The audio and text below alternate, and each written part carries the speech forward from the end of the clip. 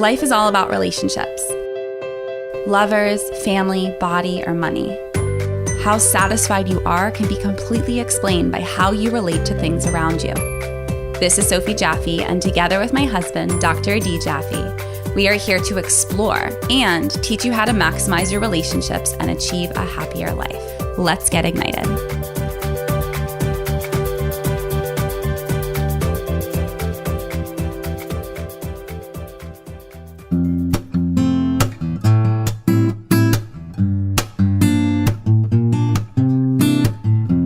So I did some research and I decided to add a probiotic mix that helps not only mood, but also the communication between my gut and the brain.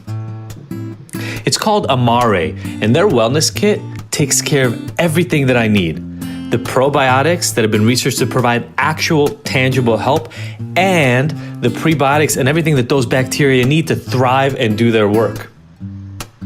I've been using it myself for 3 months, and I gotta say, it's really helped regulate my mood and keep me even. And it's helping me feel less foggy too, especially in the morning. Seriously. For instance, studies have shown that the bacteria in the gut of an animal can change its level of depression. And more research is coming out showing that the same exact thing probably plays a role in anxiety, depression, maybe even autism and ADHD. Isn't that amazing? So I did some research and I decided to add a probiotic mix to my diet that helps not only mood, but also the communication between my gut and my brain. Look, these guys really did their research and this stuff is top notch.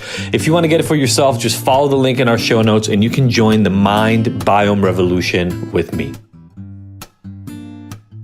Hello, everyone, and welcome to this episode of the Ignited Podcast. I'm Adi Jaffe. And I'm Sophie Jaffe. And it's the new year. Yay! Happy New Year, everyone! Happy New Year! 2019. Ding, ding, ding, Woo! We wanted to bring you an episode that has both an interview with somebody who's inspiring today and a little planning, a little way to look forward. You know, it's kind of interesting. Everybody always takes this time to make their plans. Obviously, we're big believers in the notion that you should always be working on where you want your life to go, and hopefully it doesn't stop at this post-New Year kind of glow. But yeah, we're going to talk a lot about how to do that planning, how we do it, what we like to look for, and some of the tools, and we'll be giving you some free tools to do that for yourself. So hopefully that'll be really, really great for you. As usual, when you see something that inspires you, when you connect with something, send us a DM, take a screenshot of this as you're watching it and share it and let us know. Post it on Instagram and let Sophie and I know by tagging us some of the specific things that have really resonated with you. And Sophie, you have our fan of the week share from this week. We get the most amazing feedback from you guys. So thank you for that. We get emails, we get direct messages, and we read all of them and we share them and we read them to each other because that's what keeps us going. We really, you put yourself out there. We put ourselves out there every single week, very vulnerable. We bare our souls with you and with pleasure, but there's always this kind of like vulnerability hangover of like baring our souls. And then if there's no feedback, then it's kind of like, what are we doing this for? Why are we just like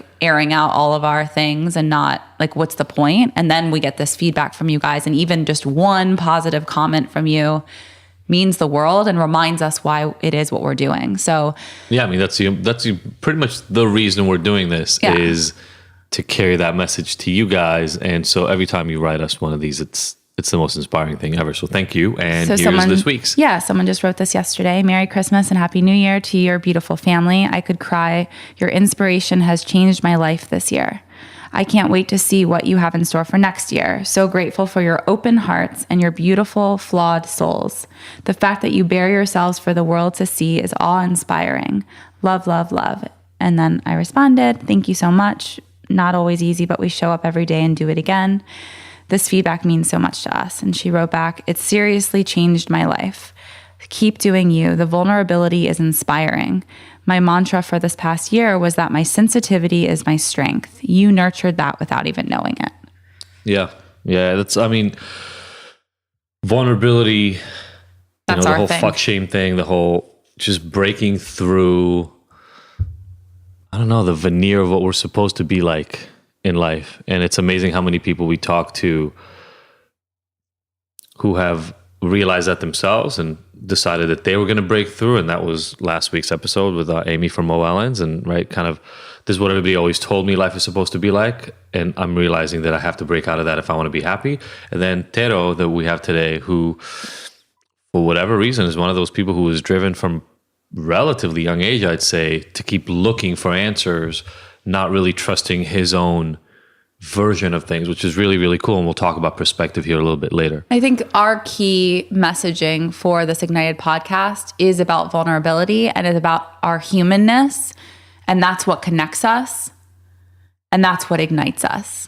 So it's not necessarily darkness or shadows. It's the wholeness of the human condition.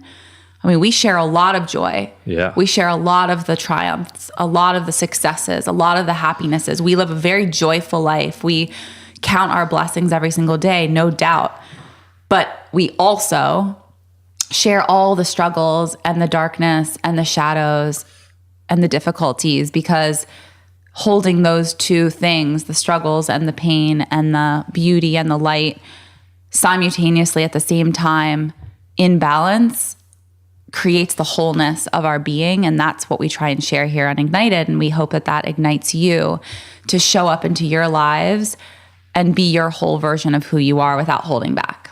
Yeah, absolutely. I mean, you can't ignore the struggle. It's there everywhere. So instead of trying to hide from it and pretending like it doesn't exist, embracing it for the lessons that it gives you so you can move forward, we think is hugely, hugely important. Okay, so today we have Tero from Four Sigmatic, and we're so excited to have him as the New Year's episode because he talks a lot about perspective, and perspective is such a strong position, energy. It's what sets the tone for your day. It's how you handle conflict in your life, is just having a new, fresh perspective, or maybe seeing it from your partner's side. Or perspective is everything. And flipping your perspective often is so important and vital to living a healthy, whole, balanced life. So we encourage you to try and shift your perspective as often as possible, whether that means literally going into a headstand with your legs against the wall, which I do. I try and do every single day, especially when I get caught up in my head or I'm in too deep of a work mode and I can't feel my body.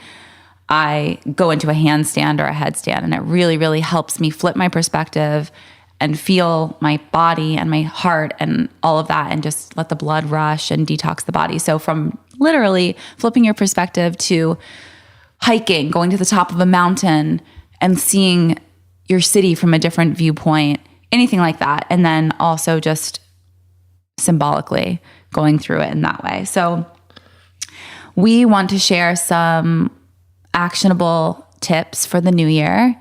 And the first thing is that we encourage you to go to the link here in our show notes, which is the Wheel of Life for Ignited. Yeah, we'll have the link itself. But if you haven't joined the mailing list for Ignited by itself, you go to ignited.com and there'll be a little pop-up that'll offer you this free Wheel of Life. So we'll have those two options. You can either go to ignited.com and get it right there if you haven't been there and gotten it already, or we'll have the link right here. And then you can print it out. You can download it from, so go get on the mailing list for ignited.com. And once you're on the mailing list, then you get this free printout, and you can do it on your computer and then grab a journal, or you can print it out and write right on it. And after you go through the Wheel of Life and really evaluate where you are. Let's talk about what the Wheel of Life is for a second. So a lot of you might have done it before. Some of you might have not. And changing perspective is really great. The only problem is that for a lot of people, they don't even know what their perspective is to start with. And, a lot of people say, well, I want my life to be better. I want to be happier, or I want, I'm not feeling great. When I wake up in the morning, I'm really anxious. They'll have this broad sense of what's going on. You might have this broad sense of what's going on for you. And that's good in some sense, because we're trying to connect back to the core feeling of how things are. But the Wheel of Life is great to help you narrow down what it is you'd really like to work on, instead of just, I want my life to be better in 2019. And So what it does is the original Wheel of Life had 8 slices in it. And so they covered the business, health, family and friends, romance, personal growth, fun and recreation, and physical environment categories. And I think those 8 categories are hugely important because a lot of us neglect some of them. I can guarantee almost for all of you who are listening right now, when I named at least 1 or 2 of those categories, you're like, oh shit, I haven't paid attention to that in forever. For the people I work with, a lot of times that's fun and recreation or their physical environment. You neglect areas of your life focusing mostly on others. So those have been really important. We did this for years and years and years at Alternatives, where I used to run the rehab. But after I did it with a few hundred people and then had done work with them, I realized that there were some things missing. And so I added 2 slices, and those slices are purpose and contribution. Because what I ended up realizing was that you could have, not that I work with anybody and not that in my own life, those all score 10s, the other 8 categories.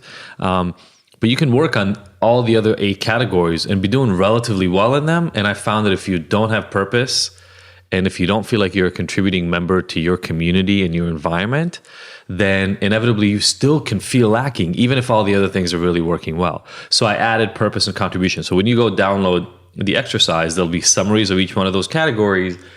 And again, purpose and contribution will be in there. And the exercise itself is really simple. It's been so widely used. I mean, Tony Robbins uses it. Almost all coaches use it. Brendan Burchard uses it. So many people use it in their exercise and their work around coaching. It's one of the most ubiquitous exercises ever. We just added those 2 slices, as I mentioned. But the exercise is simple. You literally score yourself from 0 to 10 in each of those categories. And then in a lot of exercises, you'll connect the dots between all the different lines, the different pieces of the pie, essentially. And what you look for are the areas that A, you care about most, and B, are most lacking. And the reason I think this is important as we're setting intention is start thinking about the overarching parts of your life, right? Like I know for sure that for a long time, I didn't pay attention to fun and recreation. And when your life, even if it's relatively successful, if you're constantly serious, if you forget how to play, thank God we have kids now, because kids just make you play or you really have to disconnect from your children. But it's kind of like, I just forgot to pay attention to it. And so doing this exercise, and I literally recommend when you're starting out and through this year, just do this for yourself. Do it once a month, because then you can track how you're actually doing in your success. So that's that's the initial kind of tools. Fill out one of these things and get clear on what areas you feel like you're lacking in that are important to you. And then let's put some actionable tools into actually improving those. The point of this is just figuring out your baseline. So where are you starting right now today? What is your experience? And be really honest with yourself. Like if you're not grading yourself high on romance or passion or, one of these categories, like in relationships, be honest about that, and that you have to be, no one's looking at this. No one's grading you. You really need to pare down, be honest, look into what it is that you want to improve in your life and where celebrate the parts of your life that you're like, cool, I'm doing great at work. Yeah, there's no reason to hide here, right? I mean, that's actually a really good point. I think so many people try to say, well, yeah, romance isn't working out, but let me fix all the other areas to make up for romance. Yeah. I mean, if you don't care about romance, that's one way, but most of us care about connection and feeling intimate with others. If that's not going well, put some effort and energy into that area of your life. That's a really good point. A lot of people I work with have pretended for years that they can ignore entire areas of their life, and that will come back to bite you in the ass. Yeah. Like you can't even imagine. Yep. So after you do that, you do your Wheel of Life, maybe take some time to journal about each category. Really just give this practice some real, honest attention so that you can make some real shifts in your life. So really connect to where are you right now in this moment, and then you can start to plan for the future and how you want to change. So that's a great starting place. And then after you go through that, then you can kind of pick out the categories. Say that after you do the Wheel of Life, you want to focus on family and friends. Maybe you want to build your family. Maybe you want to spend more time with your children. Maybe you your home life. Maybe you have lived in an apartment with your boyfriend, but now you're engaged and you want to create a home. So that would be like the physical environment part, Sure. right? But even like for family and friends, some of us have family relationships that have been strained. Or friends that drain you. We've talked about that lots in the past, and we will continue to, because these relationships in our lives are what shape us and affect our happiness, affect our sadness, affect our lives. Yeah. So take a couple of the categories that you want to work on, that you graded yourself low on, or that you could like room for improvement. And then that's when you can start to set goals for these specific categories. So take family and friends, for example, and start to put some energy into some actionable steps to get what you want out of these relationships. So maybe you start to focus on those relationships that light you up, fill you up, make you feel full, happy, content. Maybe you just divert your attention to the relationship, so you don't really make any other shifts except for focusing more heavily on the ones that bring you more joy. And then all of a sudden, the way the energy works is like, then you start to attract more relationships like that. Well, and I think if you start paying attention to, oh wait, I didn't realize that family and friends is really negatively impacts my quality of life. Shit, what do I do about it? Well, so like in the course, for instance, I have this exercise I call a relationship detox. That's not included in this one right here, but I can just talk about it for a minute. The idea was really simple. It was, it kind of follows the idea of what you do, Sophie, with people around food, is take stock of all the things you have. And in food, you try to do an elimination diet. You try to get rid of everything first and then let people in and let foods in. Can't really do that with people. Right? You can't all of a sudden say, well, for the next 6 months, I will talk to nobody and then I will start bringing people in. But what I said is go and grade, like, I think I have 20 people on that list, but write down the 20 people you associate yourself with the most. That could be family, it could be friends, it could be colleagues, it could be your boss, it could be anybody. And then rate that relationship. And I think we go from a -5 to a +5. If it's a negative, those people are negatively impacting your everyday existence. If it's positive, they're contributing. Then, or because it's a detox in particular, I say look at the negative ones and then make a decision, make an active decision for yourself. Is this somebody that I want to invest the time and the effort and do the work with so that this relationship improves? Or is this one of those relationships that I actually would rather let go of than do all the work that I know would be required?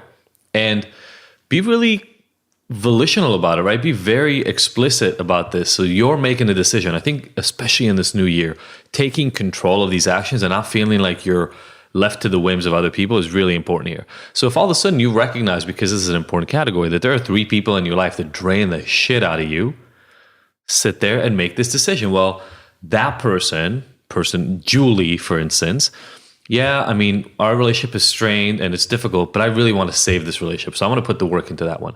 But Mike and Maria, every time I hang out with them, I feel like the blood is leaving my body. And maybe it's not that clear and distinct, and maybe it's not black and white. There's some definite gray always. There's a reason you attracted that person. Maybe there were lessons to learn at some point from that person. There's something that person mirrored back to you that resonated for a long time. Like, that's okay if at one point they served your highest good and now they don't. Things shift a lot. Yep. There's a reason people come into our lives.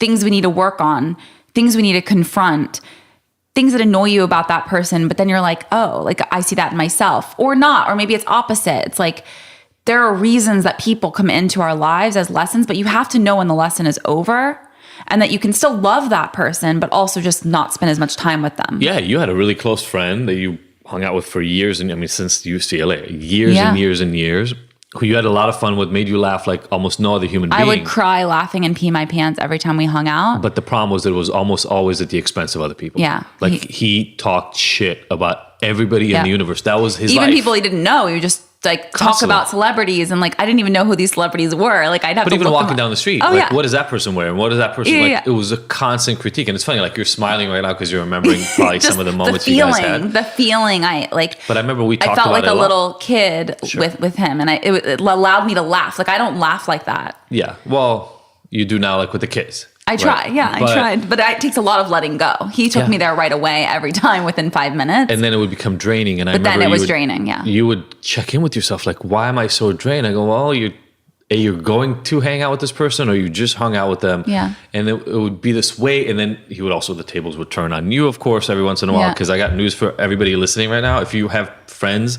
that you sit around talking shit with, you are being talked about behind your back. Yeah.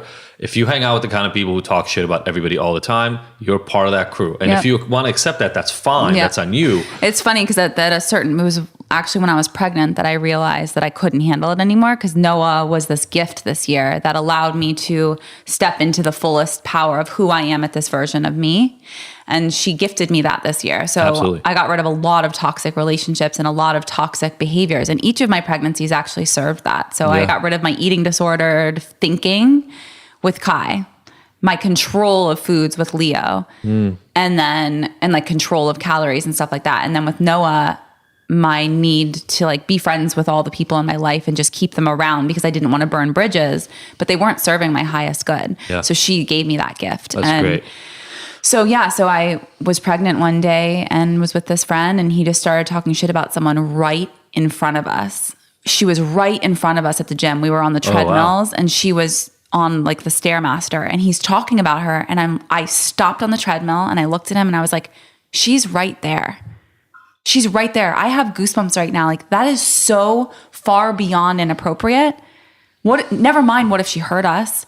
Never mind, like, what? Why? Why do you need to do that? And it comes from such a deep sadness within himself. And I understand that, needing to fill something, but that it can't be like that. I can't share that anymore. I mean, you know me, I hate that shit. But immediately it just, I want to love everyone. I wanted to keep hoping that he would stop doing that, and he just couldn't. He needs to fix his own stuff within his own life, and I can't be there I hope one day he comes back as a more whole version of who he is, so I can enjoy him again in a different way, in a different light. And I have no doubt. Like last episode before this one, we talked about the Japanese concept of kintsugi, which is healing, like new relationships in different ways. That's my interpretation. Repairing broken relationships in a new, beautiful by making way. them better. Exactly. Yeah. So I have no doubt, like many other relationships in my life, that this one might come back, but he has to help himself first. No doubt. And heal. And I don't know. It's just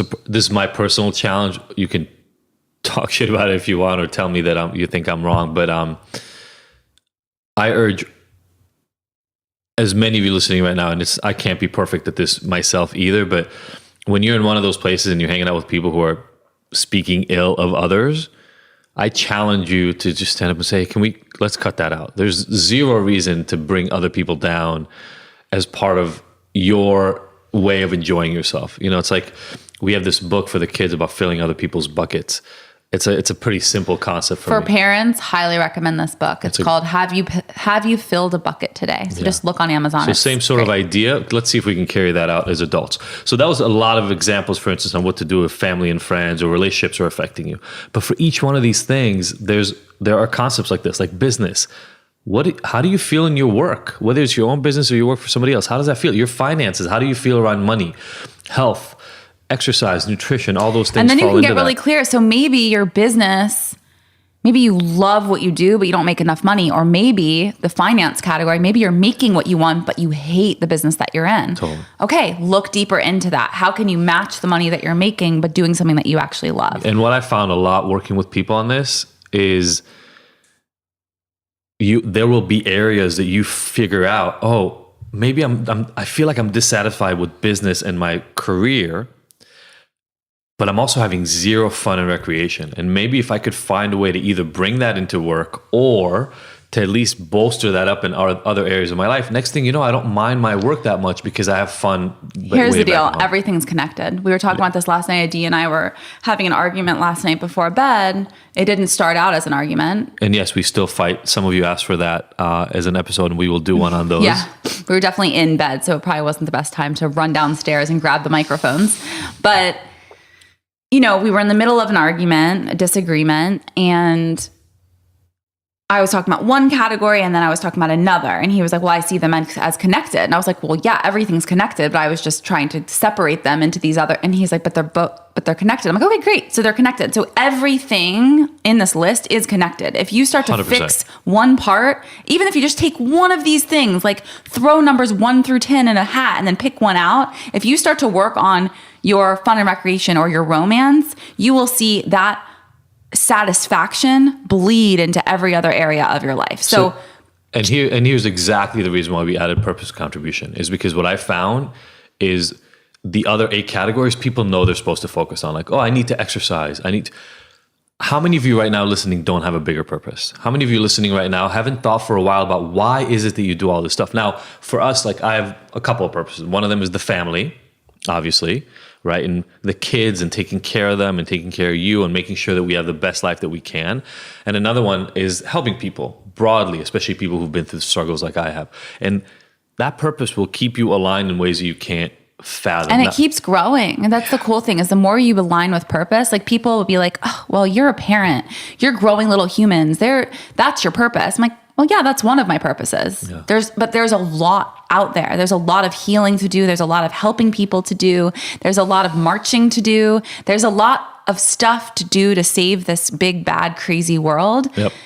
And yeah, definitely procreating and making new babies that are angels and, are the rainbow children of the future.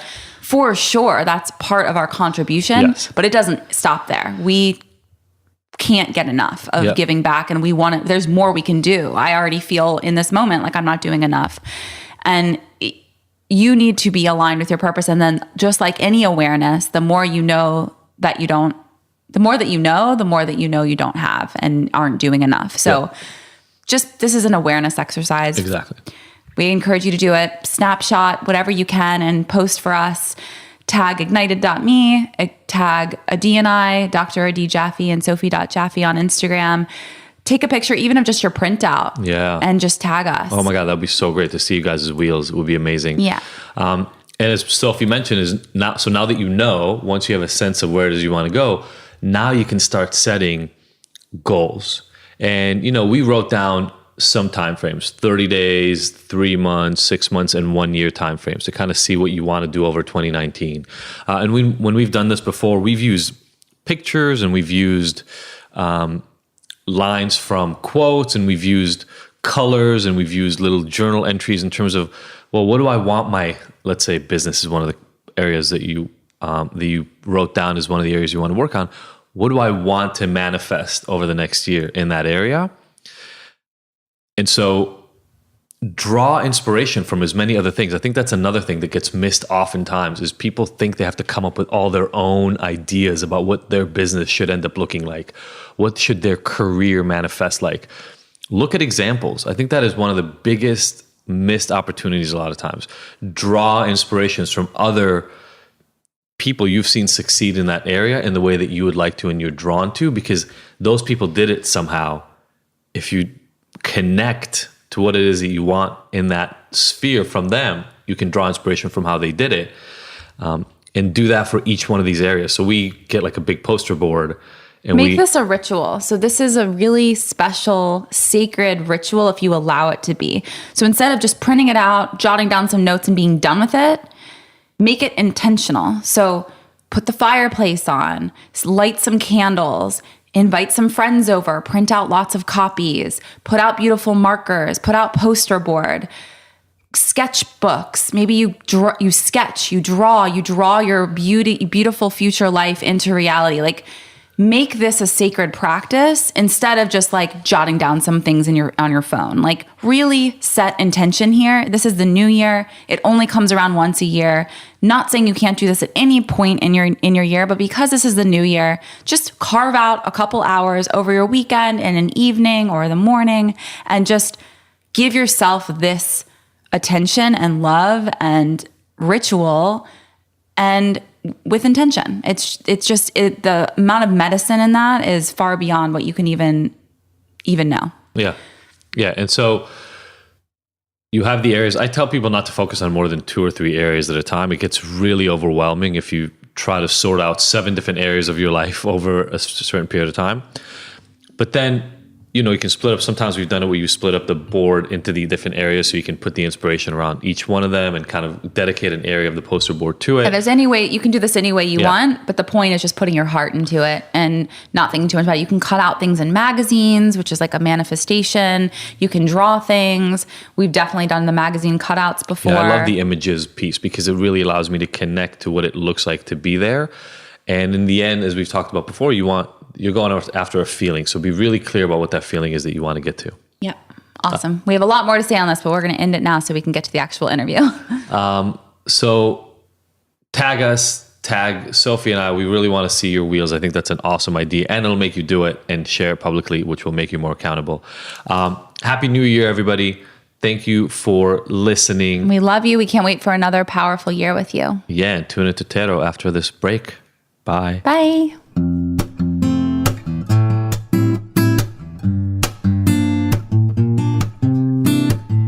This episode of the Ignited podcast is brought to you by Philosophy Superfoods. The Philosophy offers cleanses and other nutritional products that are unlike any of the other supplements and detoxification programs on the market. Why? Because they actually nourish the body with whole, live, nutrient-rich foods instead of depriving you and leaving you hungry. Have you ever tried a cleanse only to find out that you can't make it through a whole day because you're starving? Ever try a superfood shake that made you nauseous because it was so disgusting you'd rather not eat? The Philosophy fix all that with a simple set of offerings that load up your body with nutrients while actually tasting good. Makes sense, right?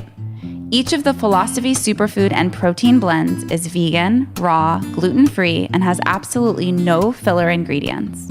With over 15,000 satisfied customers, including some of the world's biggest celebrities like George Clooney, Gerard Butler, Lea Michele, and over 10 years of experience, this is the best stuff you can get. To buy some or find out more info, go to our website, thephilosophy.com.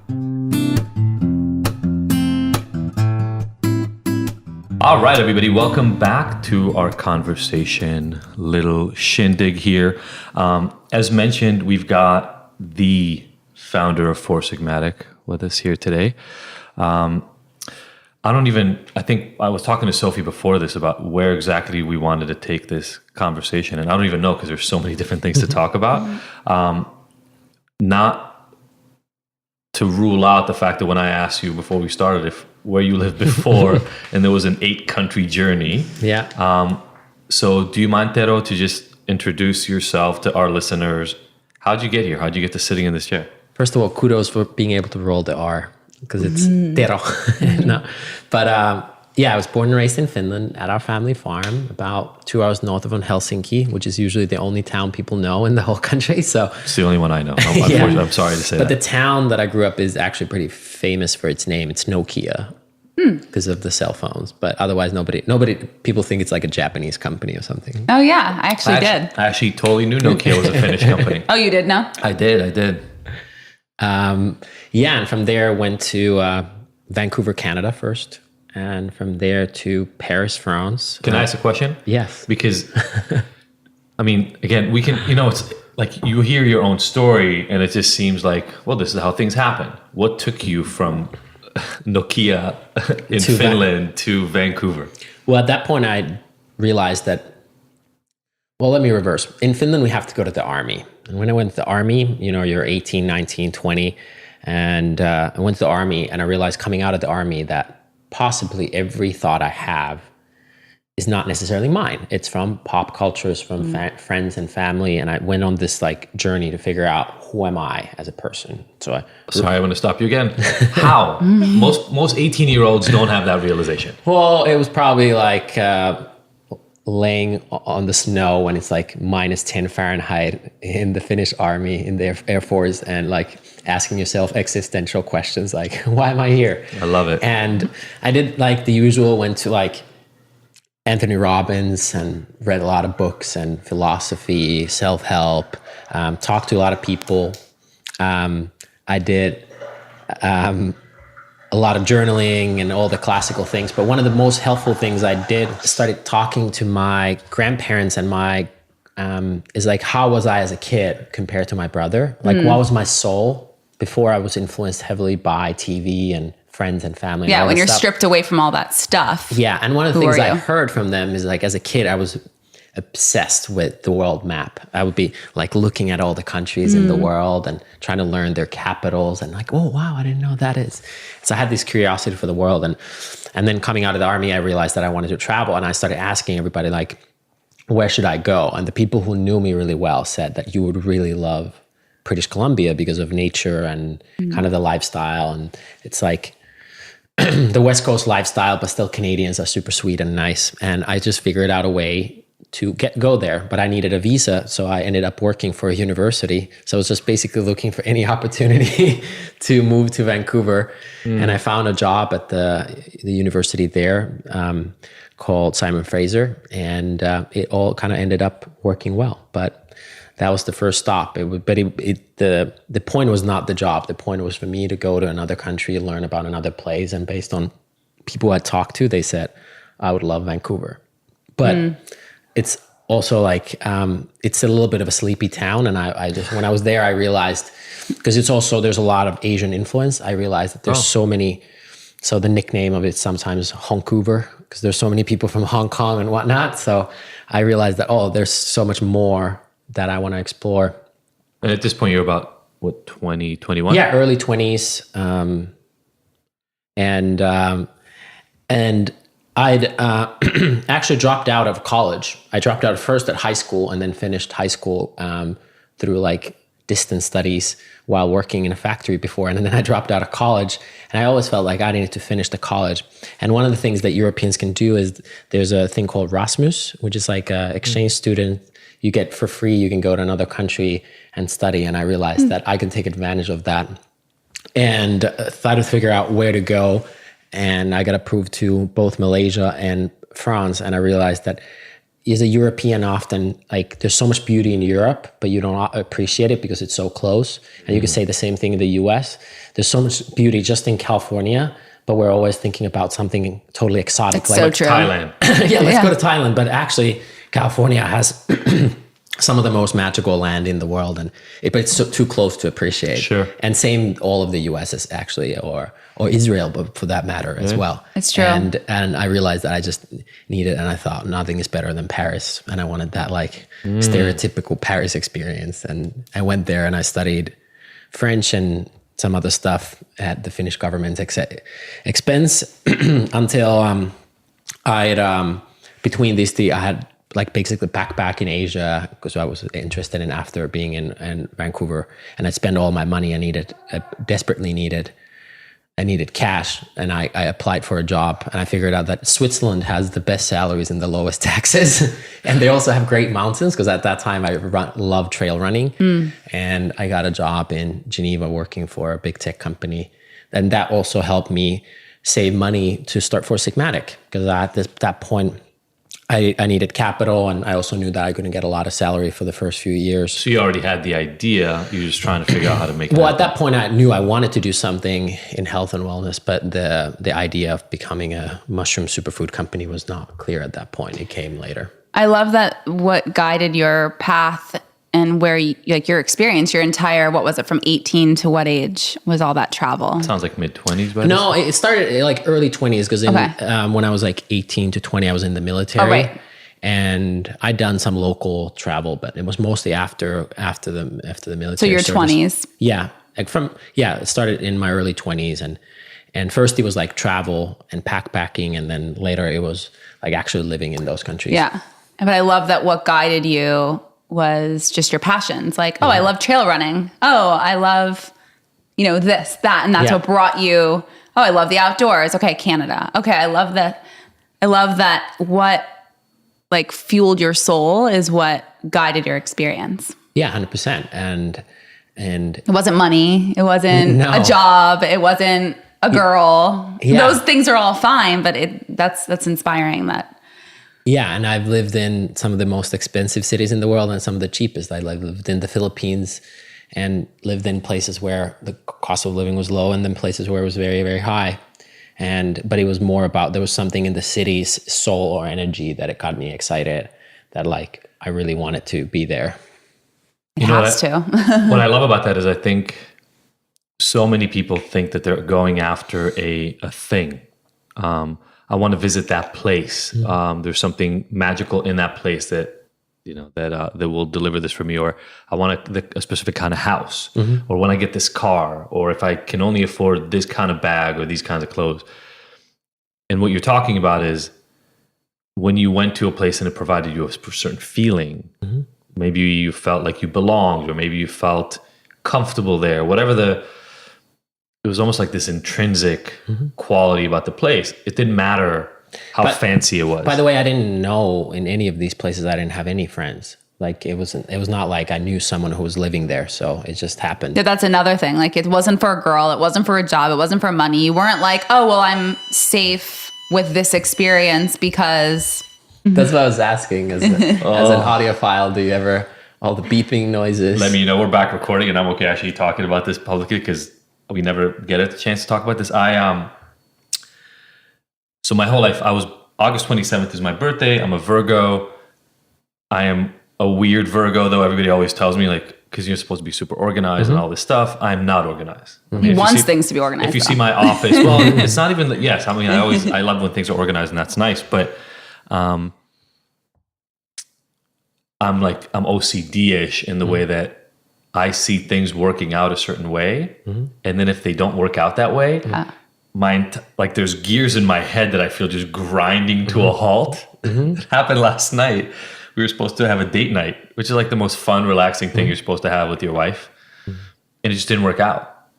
And I could just feel my whole body just convulsed. It ruined the night. At first it was 7:00 that we were supposed to go to a movie, and then it moved to 7:30, and then it was 8, and then it just wasn't going to happen.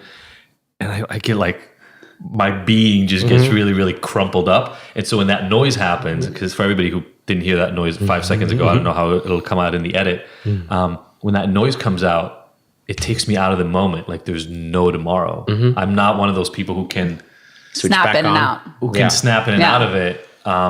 It just jars me. It's like whiplash. And then it creates conflict with us because we're so different. Because I'm like, it's fine. It's like whatever. There's like, beeping on the back. Okay, we talked about this before. But does it, now that you talk about it, does it a million times easier? That's why I wanted to talk about it. A million times easier, because the control in my head is around it. It has to be perfect. Yeah, that's what the control is, right? It's around if it's not perfect, then it sucks, and that comes from family stuff from back, ages and ages ago. That's why I love the piece you were talking about learning in the army. So I didn't go to the military. In Israel, you also have to go to the military. But my family, my mom literally 14. Got us out. So if you live in Israel until you're 14, you have to serve in the military. If you leave before you're 14, you don't have to serve. And so my family moved from Israel, and my mom kind of gave my dad an ultimatum. If you want to move this family, you have to move before Adi turns 14. Because once he turns 14, he's got to come back to the military. And I'm not leaving and sending my son to the military by himself. So that was kind of the decision. We moved a month before I turned 14. It was like, wow, the deadline was right there. July. Literally in July. In early August, so at the end of July, in early August, we landed in Chicago, is how that happened. Literally like 3 weeks before I turned 14. And I never served, and all my friends served. And I think that greatly affected and changed my life because I didn't have that sense of order. And I don't know if it's the same way in Finland, but in Israel, kids get to kind of run wild. And part of the reason you get to run wild is because there's this phrase, and that is, they'll fix you in the army. It's kind of like, it doesn't matter what you do until you're 18. Mess around, play, ride bikes and hurt yourself. At 18, you're going to have to man up and show up, and you can't play games. There's no, you can't be a rebel in the middle of the army. And so it gets fixed, but I never had the military experience. So I had my punk. So Savi is the military here? Is the fix? Oh, my military was in jail. Oh. I ended up going to jail in the US. Yeah. Because I needed to learn order, and I never had it as a kid. And so I learned. And I think, by the way, there's, I'm not saying that people need to go to military at all. That's not what I'm saying. But what it kind of forces you is to eat a lot of humble pie. And when you do that, it kind of, not authority, but it just shows a certain amount of humility that will later serve you well in other ways. It doesn't make you any less, awesome, or like it doesn't change you as a human being, but just how when difficult things happen, how you react to them. And once you've eaten humble pie for a year, you know, it's like when life happens, which it does, you just have a slightly different reaction to that. And I think that's the big, I don't think it's slight though. I think it is huge. I mean, if you think of the US for a moment, think of any classic college movie. And what do you see? Kids acting like assholes. And that's kind of the standard. It's almost what's expected of you in the US. And then you go to these countries where military service is mandated, and it's the exact opposite. Between those years, like the exact same time, between the ages of like 18 and 22, one thing I know for sure is you will not be acting like a US college kid. And it's pretty interesting, the shift. Also, a total side tangent, and I don't know if it's for everyone, but I've not, before I went to the military, I got into fights all the time. I have an older brother and I played sports, and I was always in a little like kids fist fight.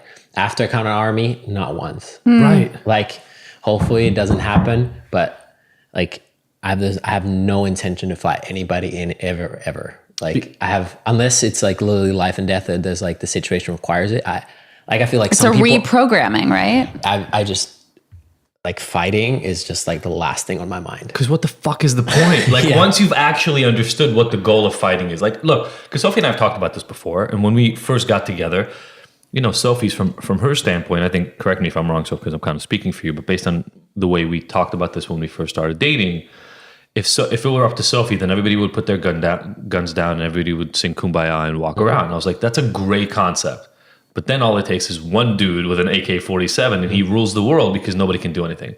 So everybody needs their protection to protect yourself from a doomsday scenario like that.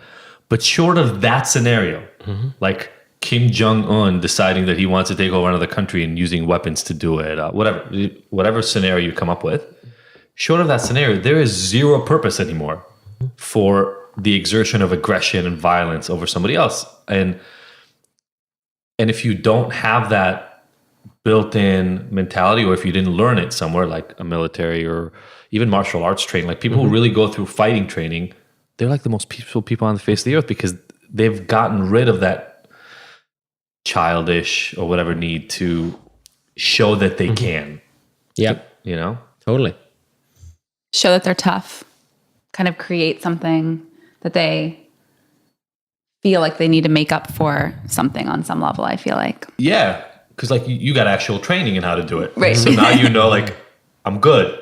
I don't need to now show other people. Prove something. But you also, even if you're really, really good, there will always be someone better. So if you take the top UFC fighters or whoever, they still get their ass kicked all the time. It's like boxing. There are people who go 50-0 and never lose. And UFC, even the best people, they get served a lot. Yeah. Humble. They get Humbling. humbled. So even if you know how to fight, doesn't mean that you're going to come out at the top at the end. So it's, But the humility you're saying Yes, that it's comes huge. along with understanding that relationship instead of the more childish kind of egocentric version of doing that. And also, what do you win if you win the fight? What did you achieve? Like what? Nothing. Like absolutely nothing. You just created more aggression in the world. Exactly. Yeah. But again, there might be a time when that is needed, when somebody crosses the line. For actual protection. For actual protection. Well, luckily, I haven't had to do that. That's awesome. So we left you off in Paris? Yeah. Oh, yeah. What a nice side tangent. I haven't talked about war or military in any podcast. So That's amazing. Scoop right here. Yeah. But I guess to your point, I didn't know anybody, and it was a feeling that I was maybe chasing, which I then later learned just going from a country. Because when I started going to country, I was obsessed with different cultures. I was fascinated by how different we are. And it was probably when I went to Switzerland, or when I left Switzerland to move to Hong Kong, where actually Four Sigmatic was originally founded. Was very few people know, but the entity was in Hong Kong, and there I realized that actually people are more or less the same. But it took me many years of traveling, and because I was like, in the Islamic culture, like Friday is off, and it was all these differences. Like, you like that kind of food, I like this kind of food, but then at the end you're like, no, we all are like scared, but we all want love, and we all have empathy, but it's like we're scared. We protect it. Yeah, and all the like we want a family and all that. Like it's just we're just so much more similar than we're different. Human nature in a general sense is very similar. It took me years. Well, you had to dig through the surface differences. Yes, and I think especially when you go to cultures that are dramatically different than yours, and you spend extended time there, and then that's when you really see it because. When you're in a place that is quite similar to where you come from, it's harder to dig deeper. But when you go to somewhere like, I mean, the classic is people go to India and realize this. Right. But it is kind of true though, because it's so dramatically different than the quote unquote Western life that we're living. And then when you're there longer, you realize that no, we're all kind of the same. Yeah. Like first you're like, oh, there's so many different habits, but actually it's the same. It takes driving forces. You got to be there for a little while though to get out that initial shock. Like being in a third world country is just such a shock to your system when you come from a westernized society. And it's easy, like a first reaction is almost to push it away. It's like they are like this and I'm like that. And you talk about the differences because it's also a way almost to protect yourself at first until you let go and realize. In group versus out group, it's like the most classic things you learn in early psychology classes is the idea that we categorize. I mean, this is what probably most of the talks I give are somehow related to this idea is we try to make the world clear by putting things in boxes. So we are like this, but they are like that. And that separation, which we believe fully, right? We very much internalize the notion that there are qualities that make us who we are, and there are qualities that make those people who they are. Then it's easier to demonize them. It's easier to understand why we need that military to protect ourselves from them because we don't want their influence on us. And it happens at country level for sure, but it also happens at micro levels in smaller tribes in even in urban and Western societies. 100%. Obviously, like it's easy to focus on the macro. So like the classic saying that like one dead person in LA equals to 10 dead in like rural Michigan, that equals 100 dead in maybe somewhere in like Ukraine equals 1,000 dead in Africa or something. Like in terms of what, like that? Of the impact. If somebody dies in your street, you're super panicked about it. Whereas 1,000 people died in Africa and you didn't even know that they died. But then also what you're saying about the micro is within your group of friends. You go to a party where more or less there's a lot of connective tissue or let's say a holiday party now that we're close to the holiday. So you go to a holiday party, there's 200 people, but even within that 200 people, you'll start to immediately segment. It's like, those are my people, those are not my people. I connect with them, but they do that and I do this and we're different. But what I learned from after years of living in different cultures, I came to the conclusion that we're more similar than different. Obviously, there are differences and that's where, cultures come from. Yeah. But it was just coming from a small country, it was very liberating almost to find out at the end is that like, it's all the same. Well, and it's so interesting. Adi and I talk about this a lot when we travel to different places and we're just so fascinated by, the macro, the bigger picture is like, we're all just figuring out what we need to do. We need to eat. So we figure out what crops grow locally in this type of climate.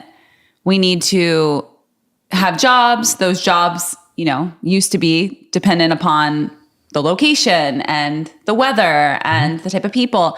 So you travel and it seems like, oh, they're so different. They eat this type of food and this is how they survive. And these are the types of clothes they wear. And but then when you back up from it, it is kind of just survival mode and just figuring out based on what we have, based on what's here, based on what can grow, based on our reaction to what's here is the society, is that culture. And it's just based on, what they had to do in the moment to figure it out or what we had to do. And it's changing now quite rapidly and when we still don't notice it. Like when superfoods came to Finland, like the concept of a superfood, even though there's been superfoods in the backyard for forever. Exactly. And a lot of the conventional, more conservative people were like, we don't need that. Like we have our We're local, fine. our local foods are fine. Like we don't need goji berries or cacao powder. We don't need that because we have potatoes and but potato is not from Finland. It is from Peru. And a lot of the foods that we now use, actually, it's only like few places on earth where really a lot of foods Actually, species, hyperlocal. yeah, hyper local. And then it doesn't, there's nothing wrong with that. They can grow in different places. But we definitely like to keep things separate. yes. And now recently, because of, development in technology and how easy it is to transport things change really quickly. And then we forget, but we still have this, like how long ago sushi was the craziest thing. Like if you told someone is like, eat raw fish. I'm going to go raw fish. What the fuck is wrong with you? Yeah. Now it is like Totally. Or even think of LA, right? LA, everybody associates LA with palm trees. yeah, it's not here. Palm trees are not local to LA. No. They were brought in from like Mexico. It's like, it's kind of insane. Yeah, the Spanish brought it with, palm trees is definitely not from here. Yeah, and now, I mean, if you ask people... nothing's from here. We're a desert. Yes, yeah. Yeah, I mean, there are things that are local, like cacti and things like that. Sure. The Joshua trees are local to that area. But so much of what we take for granted as being part of the way things are, were brought in. It's part of the reason, Sophie and I are talking about this. We never talked about it publicly yet, but we had this idea of taking the kids and just going to travel for like 6 months to a year. I don't know, Portugal is one of the places where we thought of starting at, and just kind of doing Europe and just living together for a year, renting places, Airbnb, something exactly for the reason you're talking about. I feel like one of the things that ends up happening, especially I feel like in the US, and not to generalize too much, but especially in the US that I've seen,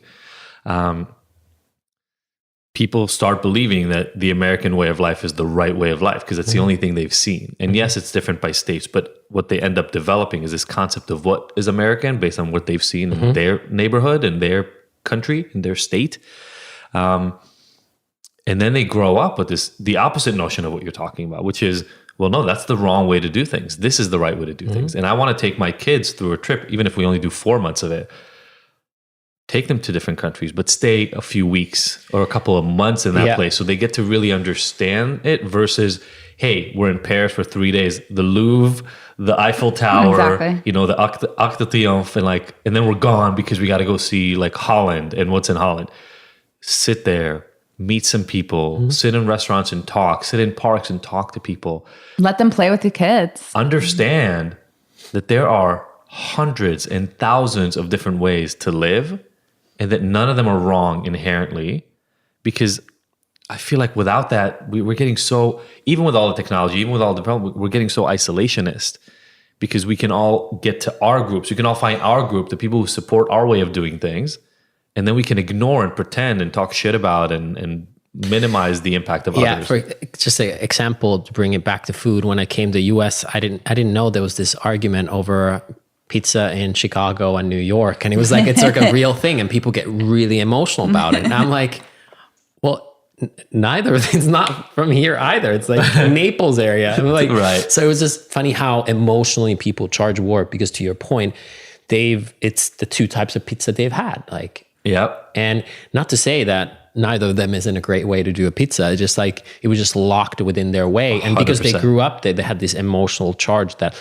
because I am from Illinois or Chicago, deep dish pizza, man. That's it must the way. be mine. Yes. Even if I don't like it, I need to support my own because they're my people. Totally. Because it's tied to our self-worth. Even though our self-worth is not our country or where we can bring it all the way back around. It's like now this whole fucking conversation here about immigrants. Sorry, you guys don't like when I swear, but I just did it. This whole conversation about immigrants, these things you're talking about are all the literal product of immigration. And you can, if you stop for a minute, if you stop yourself from being scared of it for a moment and you just start appreciating that everything you have, everything from burgers to fries to pizza to the kind of shoes you wear to the t-shirts and polos, like all those things, furniture, it's all a product of other people's influence. So that's also funny. I saw on the airplane, I just got back from New York and I watched this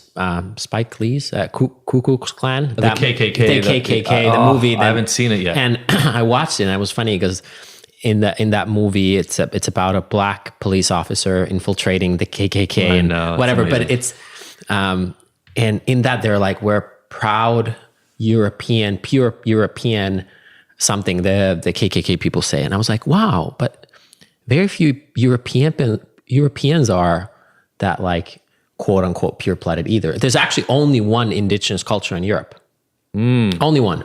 Everybody else is a mix of everything. It's like, it's the most normal thing. It's but like, also, could you imagine like, it's not even like, a lot of Europeans don't realize it. They're like, oh, we're German, but like, no, Europe is a whole mishmash of so many cultures from like North Africa and Eurasia, and like, it's a melting pot by itself. and even if you don't take it to that level, just can you imagine for a moment, French, German, and British Europeans talking about, well, we're all Europeans. That's not the fucking way it works. Like, the French think of themselves as French. It's only because you're in America that you're thinking of yourself as European, because Europe is over there. Like you said, it's over there. Yeah. It's far, so you can put all of Europe together. But if you actually are in Europe, Austrians don't see themselves as Germans, like 100%. And even Italians don't see them as Italians unless Northern they're playing Italy, World Cup Southern in soccer. Italy. Yeah. Otherwise, I'm from Milano or Puglia, right? Yeah, like you'll be from the south or the middle. Absolutely. Yeah, you're even your region more than your. And Northern Italians almost associate more with Southern Switzerland and that area. Yeah, so it's Ticino. Like, so you see all the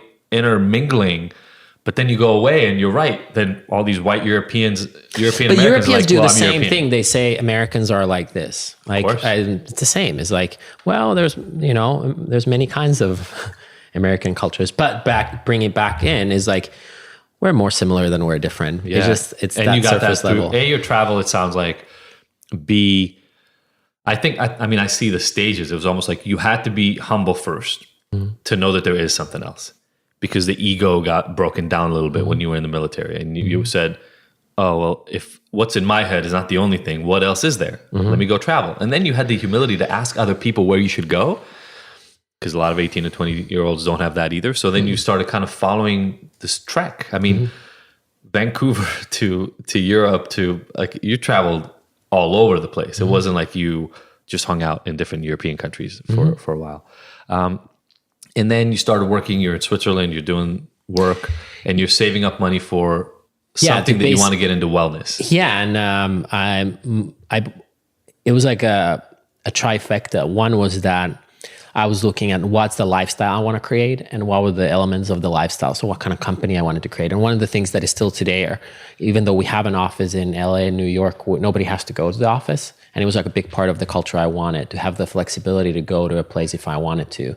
And so that was one part. The other part was what we're doing now is education. My mom is a teacher, and education was important, and it still is. But I felt that before podcasting and before that, like blogging and stuff, social media really blew up, it was hard to influence people's lifestyle decisions for the better. It was a lot of the education around nutrition was so conventional, and so it was like 40 years old, and it was because it was basically dominated by these few large authorities and the food pyramid. Yeah, and because of first blogging and then social media and now podcasting, there's so many ways how we can share. It's like, well, actually, I don't feel that good when I eat that way, or I actually have used this, this plant-based protein without sugars in it, and this is what I felt. I take it in the morning, and this is my skin got better, and all that.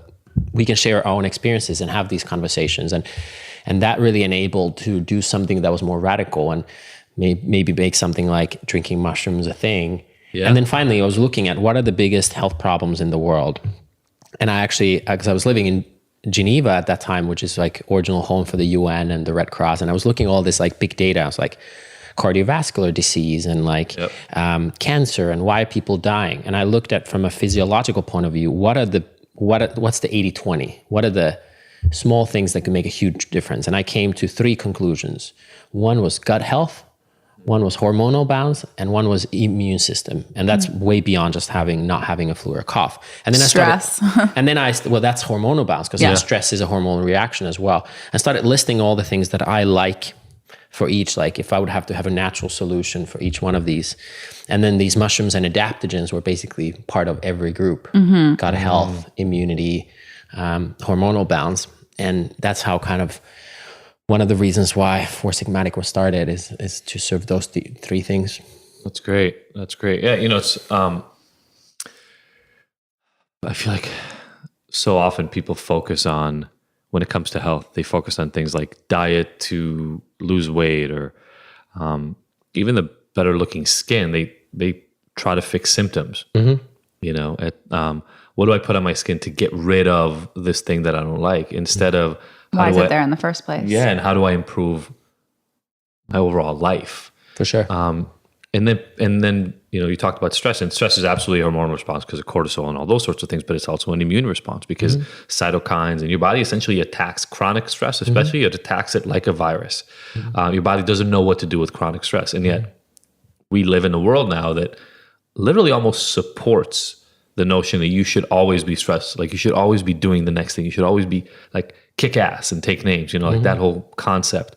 And then we wonder why we have increasing mental health and physiological problems. And so often I find that with relatively small adjustments, and I mean by that things that everybody's heard of. So I mean, absolutely cleaner foods and things of that nature. These adaptogens are probably almost like they connect to a lot of these different things, but even smaller changes like meditating or a little mindfulness, bringing a little mindfulness in your life, and just cleaning up your diet and drinking more water. Oh, huge. Like those things alone. Sleep and water. Yeah. And getting better sleep. Yeah. But those are almost the things that I feel like nobody generally thinks about those. I mean, you guys are in wellness, so in your world, everybody talks about it. Yeah. But the rest of the world, nobody's paying attention to it. Yeah. And there's also the concept of compliance. There's still a lot of people who know, but they don't do. Yeah. So how many people who are very well aware of herbalism take ginseng, which is arguably the most studied herb in the world, or how many people who know about meditation or mindfulness have some kind of a practice, if not daily, almost daily, that allows them to kind of create space.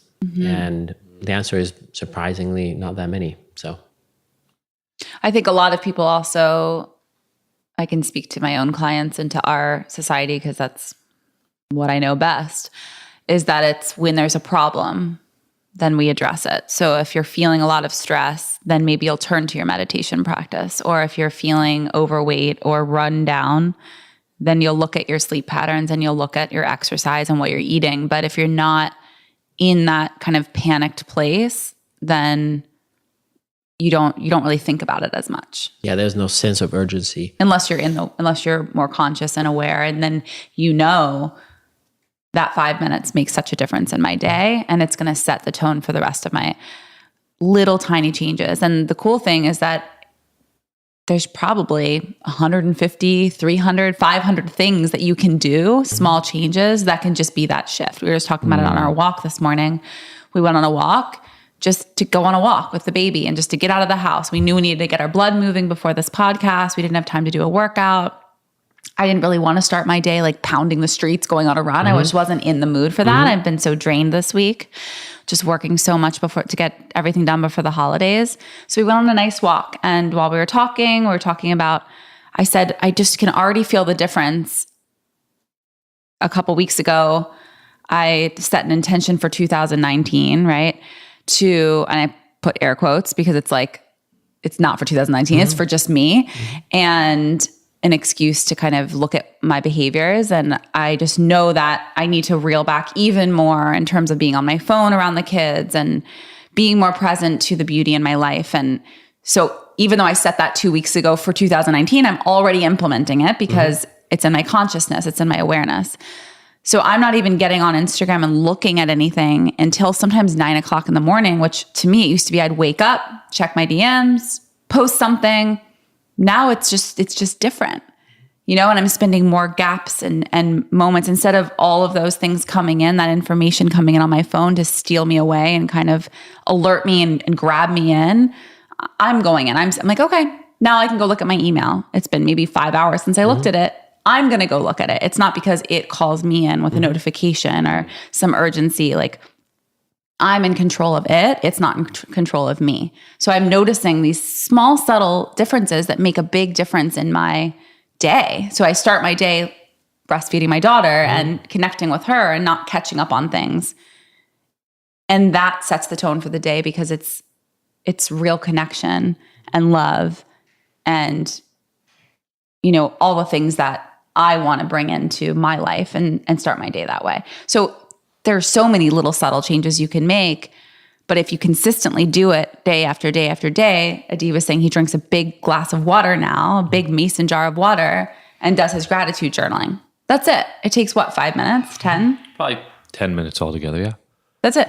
And it shifts his day. So little things. Do you have something like that you... Yeah, just to comment on what you said is I think it's just you being on the driver's seat versus being the passenger of your life. Exactly. And these tools, social media was created to improve our communication. And for a lot of people, it's decreased the level of communication. So just being mindful, why do we use what we use? Because when you use it the right way, it is a beautiful way to connect. Sure. We could say we would not be here without it right now. So, but yes, I do have a lot of practices. One of my favorite is napping. I work a lot and I do what I do because it's my passion and the hours end up being a lot. But the goal is not to put a lot of hours. The goal is to help as many people as you can. And for me, the really big thing is getting that break middle of the day. So I nap. Ideally, I have this nail bed that I lie on, and it kind of releases my body from that tension and release. That's huge. The other one that I've used for this whole 10 years plus that of traveling, at the end of the day, I write 3 things I'm grateful for. But what's slightly different is that every day of the year has its own page. So when I write down what I was grateful for today, I could see what I was grateful a year ago, that same day, 2 years ago, that day, because we also forget so easily. Yeah. And we put, I can talk for myself. I put a lot of pressure, a high expectation of myself. And then you forget all the journey that you've done because you don't have perspective. Totally. And perspective is one of the best things for just general happiness, is having perspective any way you can usually increases how happy we are about our life. And so that's really a big practice for me. But I also, people often ask, what's your morning routine? And I don't really have a morning routine, but hydration is a theme that is always there. Somehow, tons of hydration before food, anything solid, just hydrate. That's really recent for me, actually. Sophie would literally years ago be like, "How are you alive?" I used to never drink water, and when I say used to, I mean until last year. Never. I feel like it was until we got the hydrogen water, honestly. I feel like it was that recently, which was when the baby was born. So for 6 months, you've shifted, but he just didn't drink water. I don't understand. Ever. I don't understand. But was it just a conscious decision to do it, or did you get better quality water? It was a very conscious decision. It was this coach that I'm working with on more work-related things. You have to have somebody tell you what you already know, value enough, and not your wife, who it sounds nagging. What's wrong with you? Drink more water. You wouldn't even say it like that, though. No. It was just. Of course not. I was one of those people. I knew, but I didn't apply it ever. I drank coffee, I ate, and I would drink kombucha. But I've also taken a lot of people to a natural spring, and that's one of the first times when they really have pure water in their life. And they start to drink it. They drink a little bit, and I'm like, wow, I'll drink more. And they start to crave it because their body's telling them is this water is doing good for you. Yeah. And that changes their perspective with water. So sometimes the same could happen with fruits. You're in a city, you have processed fruits, and you're like, I don't really like fruits. Then you go to a tropical place and you're sweating, and then somebody gives you hey, pineapple. Do you want what? Papaya? And you're like, but I can't have sugar because I can't. Then you have that and you're like, oh my God, I'm having a physical orgasm having this pineapple here in the jungle. That guy's thing, that Alex Charfin is his name, but he has this thing about hyperhydration initially, because my body for sure, got so used to not drinking water that it had to learn how to function with a very small amount of water.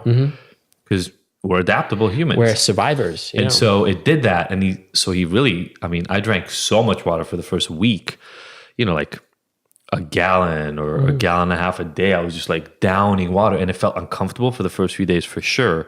And then my body definitely kind of went into this phase where now You crave it.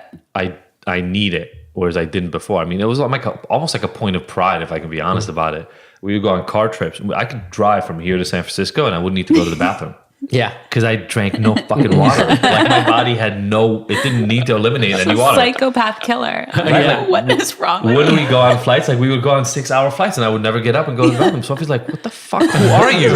Yeah. I'm like, I'm good. I don't need to. But it's because I never hydrated ever. Yeah. So it's really, and that is your filter, right? That's not a good thing. Yeah. The kidneys, liver, like your 100%. body filters out Breathing, toxins. Sweating, peeing, those are how we remove toxins. Yeah. So like having that meditation and breath work, drinking a lot of water and peeing, and also having some sort of even a light walk helps us to just be so much pure. Detox. Yeah.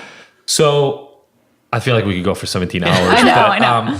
But we have 5 questions we ask everybody who comes Okay. on, and we want to ask you the questions. Let's You go. ready? I'm not, but let's do it. No, you're ready. You're ready. You're more than ready. believe So in you. question number 1 is, what is the best advice you feel like you've ever received? About anything? Anything. It doesn't matter. I think I've first received it from a person, Anthony DeMello. He had this book called Awareness, and then indirectly through George Carlin's comedy of like saving the planet. But it really doesn't matter. Like often we take ourselves way too seriously and we're so in our head. But at the end of the day, anyway, Anthony DeMello tells this beautiful story about a monk who went somewhere and tried to find meaning of life. And his mentor, guru, just kept saying when he was trying to figure out all these big life truths, it's like, it doesn't matter. Yeah. Anyway, I love it. It doesn't matter. We'll have links to those books and maybe like a George Carlin thing now, because we put links for all the names that get Saving mentioned. the Planet by George Carlin. I love it. I love it. The planet will be fine. We might die, but the planet will be totally fine, ladies and gentlemen. Yes. Okay, the next one. What has been your your proudest moment? I don't know if this is the right answer, but what comes to mind is It doesn't matter. It doesn't matter. But seeing my mom at my graduation for some odd reason was like, she was so proud of me. College? Yeah, or actually grad school. And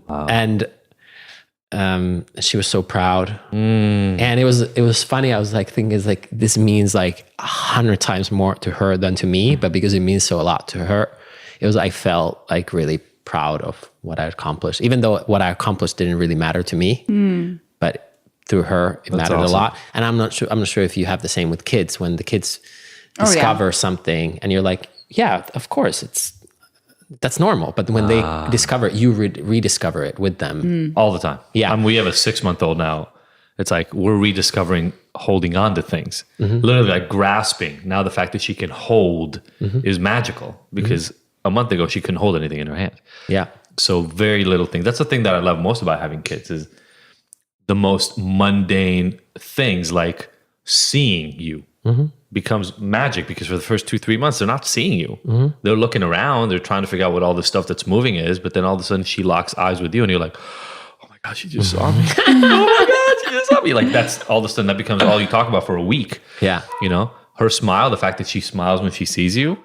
What's the best thing I do every day is make my daughter smile. It doesn't matter. Like I might have helped somebody with addiction, like in the UK. I made my daughter smile. That matters more. And I think in the context of it doesn't matter, it's that connection, right? What matters most is the feeling, the thing you're having right now, more than anything else. Yeah. What's you the wanna most flip that on? difficult thing you've been through? I've thought about this a lot, because the most difficult moments I've had in life now don't seem that difficult, because at that point I was not just mentally, physically, emotionally available. Even when we talked about moving to a new country, when the first time I moved by myself to a neighboring town from my parents was way harder than me moving to China. Yeah. You know, because it was just different. But I think probably being cheated on. I was like, when because it opened up a question loop of not just that relationship, but like trusting people and then also friendships, and like Betrayal. rebuilding, exactly. And then rebuilding just like, who can I trust in general in life? And that mind game that you go with yourself, Totally. even though it doesn't matter. It doesn't matter at the But end. it feels like it doesn't. But it in that feels moment. like it does. Yeah, because there's also, you can tell your mind that it doesn't matter, but you have an emotional response, a hormonal response. And you want to protect yourself. I love that you just, at the end of an hour, you just drop this little nugget in here. Because a lot of what we talk about is around the concept. I mean, I, Cheetah, and Sophie, it's like, we've had a whole thing around it. And rebuilding that trust is difficult. I mean, I know it from the side of the person who did the cheating, but I've talked to Sophie about it now for hundreds of hours about how hard it is to just intrinsically learn to even trust anyone again. Wow. And I think, almost for me, the harder part was not even that particular relationship, but it was about like generally trust. Absolutely. And the halo effect that had in so many other parts of my life that I was not prepared for, because I was mostly focused on that relationship. And then it had this halo effect of trust around myself. Yeah, and I think it makes you go through this whole process of, I can't trust anyone, what is up, what is down, the sky isn't blue anymore. But then you have to come back to a place of trusting again. You always have to come back to a place of loving and trusting again and putting your heart out there. It just, you get there in different ways. It's a very personal thing. Yeah. We talked a little bit about, you don't really have necessarily a morning ritual or morning routine, but self-care practices. We kind of hit on You that. mentioned napping, drinking water. I love that. I'm a big napper. I love napping. Definitely hydration. I think for me, I did a lot of sports growing up, and I loved starting the morning with almost like a tough workout. But honestly, I can't do it right now. It's like so much, building a business and a company takes so much willpower that the first thing to come out of the bed for me to go to the track and run sprints is the last thing on my mind. So now one of my morning routines is creating more space. So like yin yoga. So really some sort of stretching, light movement, walking, fresh air. But for me, particularly like yin yoga is really, really helpful. But I think somehow getting the body moving before caffeine or anything or social media is like fresh air movement. And for me right now, I just unfortunately like don't have the willpower to work out hard. Same. I'm in the same place. I just can't. Yeah. And I used to do it, so I know I can do it. But it has to serve you. It's not about, can I do it? Yes. Of course you can do it. And that's actually, you're getting to the point. So like, I know I can do it, but it's just not in me. It doesn't feel right. It's not like serving you right now. Yeah. And that's the best thing you can do for yourself is like, no, I'm going to take it easy and do yoga and listen to my body. That's what intuition is. It's with anything. I think that's a really good segue to what is serving you right now. What ignites you? This podcast is called Ignited. We really want to hear from everybody. What is it that just gets you going and gets you ignited? So there are things that get you excited on the short term because they're novel. They're like exciting. And then you get excited because of they're new and their adventure. Sure. The things that have been consistently igniting me is things like handwritten letters or notes, either from friends or from our employees, but also from our customers. When people take the time to handwrite anything. That's amazing. And seeing their handwriting and almost like, I don't know these people always, but like I almost feel like I know them because of the handwriting and the personality that goes with that. You've got a nice holiday card coming from me. Oh, handwritten. Okay. Same thing though. It's I'm craving that connection of just realness. And you know, it's so sad. I want to cry saying this, but I feel like even handwriting is leaving. Like I feel like how books are leaving. Penmanship. It's leaving. I heard that there's schools that don't teach it anymore. Definitely not cursive. That's insane. Yeah, 100%. I mean, like the clock, handwriting, books, like these things that like we've still got, but not really. Like how often do you take pen to paper? Maybe you do as a practice, because I definitely do. I love to journal, but it's a practice. It doesn't, it's not throughout my day. Like I'm not writing all day. We don't write checks anymore. We're not like, so I agree. It's just like this really connecting, real human thing. Yeah. So I'm gonna have a bigger ask of our audience. Normally I ask them when we talk to somebody is to screenshot and give one of the takeaways and tag us. But now you got to go get like a card and you got to email it, you got to mail it to us. so that we can share it with Or- Tero. And Or maybe we meet halfway. Maybe if you write something on a paper and take a photo Exactly. of it. That's what I was thinking. And Yeah. then, I love you that. know, kind of meet halfway. Yeah. And just practice that cursive.